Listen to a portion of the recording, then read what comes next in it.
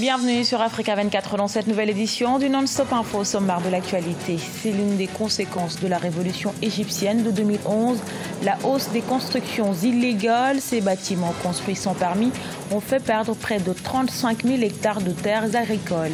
Après la publication d'un rapport sur le patrimoine africain, le Sénégal souhaite également la restitution par la France de toutes ses œuvres d'art. Après le Bénin, le Sénégal pourrait être le second pays du continent à obtenir une telle restitution. Et la musique reggae est désormais inscrite au patrimoine immatériel de l'UNESCO, considérée comme une musique de combat, notamment sur le continent. Le reggaeman sénégalais Daddy Maki a salué cette distinction. Vous l'entendrez. C'est une mesure qui vise à faire face à l'explosion des constructions illégales sur le territoire. En Égypte, le gouvernement lance une campagne de démolition des bâtiments sans permis sur plus de 7 000 hectares de terres agricoles aux populations les plus démunies qui sont confrontées à une pénurie de logements. Les autorités ont promis un relogement. Solène Duplessis. En Égypte, le nombre de bâtiments construits sans permis a augmenté depuis le printemps arabe de 2011. Des constructions illégales qui ont fait perdre près de 35 000 hectares de terres agricoles. Face à cette situation, le gouvernement a lancé une campagne visant à démolir des bâtiments sans permis sur plus de 7 000 hectares de terres. Une mesure qui vient renforcer la loi portant modification de la loi sur l'agriculture. La loi portant modification de la loi sur l'agriculture a été promulguée le 24 janvier 2018. Depuis, 42 cas de construction sans permis sur des terres agricoles ont été enregistrés dans 4 villages de la municipalité et 111 décisions de démolition de bâtiments construits sur des terres agricoles ont été exécutées.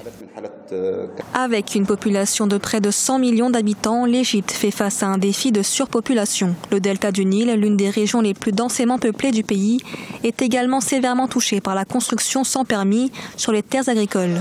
Pour tenter de faire face aux besoins croissants en matière de logement, l'Égypte a lancé une série de projets d'habitation, mais beaucoup sont sous-occupés. En cause notamment les prix trop élevés pour les populations les plus défavorisées. Ils vivent dans des endroits très étroits, ils n'ont pas d'espace chez eux.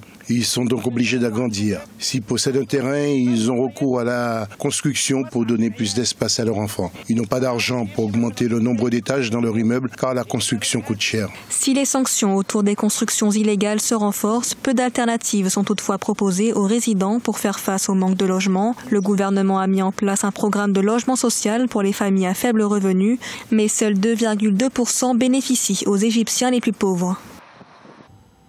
Le Sénégal emboîte le pas au Bénin. Le gouvernement souhaite également la restitution de l'ensemble de ces œuvres d'art qui se trouvent dans les musées français. Des œuvres que le Sénégal souhaite exposer dans le musée des civilisations noires qui doit ouvrir à Dakar, la capitale, dans les prochains jours. Mathilda Diaby. À la veille de l'inauguration, le 6 décembre 2018, du musée des civilisations noires, le gouvernement sénégalais demande à la France la restitution de l'ensemble des œuvres d'art pillées durant la colonisation. Un rapport remis au président français Emmanuel Macron révèle qu'environ 46 000 pièces d'origine africaine exposées au musée du Quai Branly sont concernées. S'ils ont décidé de restituer définitivement, nous trouverons les moyens d'avoir ces œuvres-là. S'ils ont décidé une autre forme de restitution, dépôt ou prêt, nous sommes également tout à fait disposés à trouver des solutions avec la France. Nous savons que nous aurons des œuvres là-bas, mais je ne connais pas le nombre. Mais si nous en avons 10 000, nous souhaiterons avoir les 10 000. Les œuvres réclamées par le gouvernement sénégalais sont jugées indispensables à la collection du musée des civilisations noires de Dakar. Financée à hauteur de 20 milliards de francs CFA par la Chine, la structure a pour objectif de révéler la contribution de l'Afrique au patrimoine culturel et scientifique de l'humanité. Le musée est un musée de portée universelle. Tout le monde y sera. Pour démontrer notre ouverture et notre capacité à dire aux autres, nous existons, mais nous existerons avec vous et en compagnie de vous. Pour rappel, le Bénin a déjà obtenu de la France la restitution de certaines de ses œuvres d'art exposées dans les musées français. Il s'agit notamment des trônes et des statues qui ont été ramenés du pays en 1892 lors d'une guerre menée par la France contre l'ancien royaume du Dahomey. Le reggae rejoint la liste de quelques 400 traditions culturelles comme le zaouli, musique et danse des communautés Goro de Côte d'Ivoire. Cette musique originaire de la Jamaïque est inscrite au patrimoine culturel immatériel de l'UNESCO. L'organisation souligne la contribution du reggae et à la prise de conscience internationale sur les questions d'injustice, de résistance, d'amour et d'humanité grâce à des chanteurs comme Bob Marley, Tiken Jah Fakoly ou encore Alpha Blondy sur le continent africain. On écoute à ce propos la réaction du reggaeman sénégalais Daddy Maki. Je pense que c'est une grande victoire pour, bien sûr, la Jamaïque d'abord, parce que c'est là-bas où tout a commencé, mais aussi pour l'Afrique et les millions de gens à travers le monde qui partagent ensemble la philosophie et la culture de cette belle musique qu'est le reggae. C'est extraordinaire de vivre dans un monde où le capitalisme sauvage opprime les peuples, et puis de voir qu'à travers une musique, les gens peuvent s'élever. Et puis au-delà, ce qui fait la beauté du reggae aussi, c'est qu'elle n'a pas de frontières, elle n'a pas de barrière raciale. Aujourd'hui, vous allez en Europe, vous voyez les Pierre-Paul Jacques, les gentlemen, quelle que soit votre race, votre couleur, votre origine sociale, d'où vous venez, vous pouvez embrasser cette philosophie qui est le reggae. Parce que le slogan du reggae, c'est One Love, One Heart, One Destiny. Un seul amour, un seul cœur et une seule destinée. C'est ça le message du reggae. C'est un message qui va au-delà de toutes les barrières, c'est-à-dire tout ce qui fait que, tout ce qui nous sépare, le reggae abat toutes ces barrières. You know, Rastafari. Donc c'est pour ça que c'est important aujourd'hui que la jeunesse aussi continue à écouter cette musique et continue à soutenir les artistes de reggae. J'ai une forte pensée pour le continent africain, parce qu'aussi il y a des gens comme Alpha Blondy, comme Tiken Jah Fakoly, comme Lucky Dube, et aussi notre génération à nous, des gens comme Meta Crazy aussi, qui portent haut le flambeau du reggae un peu partout dans le monde. Je pense que l'UNESCO n'a fait que réparer une injustice.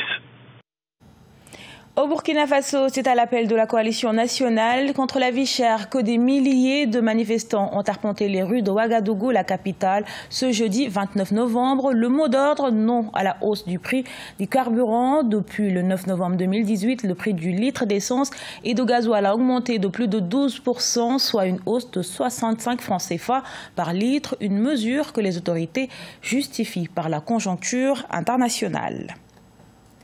C'est une exposition pas comme les autres. Elle propose un voyage au sein d'un art islamique, la calligraphie. Cet art de l'écriture remonte au Moyen-Âge et à la Renaissance. Et un couple libyen a décidé d'en faire des œuvres qu'elle a exposées au musée de Tripoli, la capitale. Découverte avec Vinanoda. La calligraphie fait partie intégrante des arts de l'islam. En Libye, Ali Al-Boussefi et son épouse Zeynab Al-Bachari se donnent pour mission de promouvoir la pratique de la calligraphie islamique dans le pays, malgré la désapprobation des extrémistes.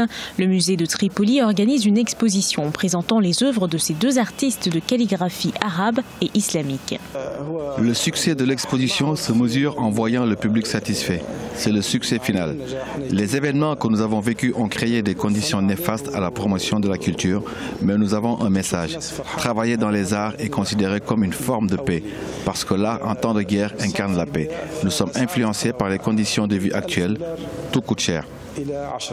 Ces artistes gagnent leur vie en enseignant l'art de décrire des versets du Coran de manière traditionnelle. Certains de leurs travaux sont controversés.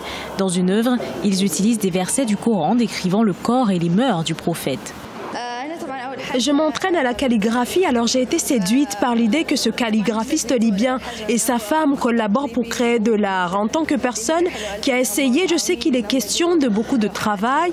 Lorsque vous travaillez, vous regardez l'écriture, on dirait que c'est simple, mais ce n'est pas facile. On peut passer des mois à peindre une seule page. Il est donc impressionnant de voir les détails et de comprendre aussi comment une personne a travaillé et consacré toute sa vie.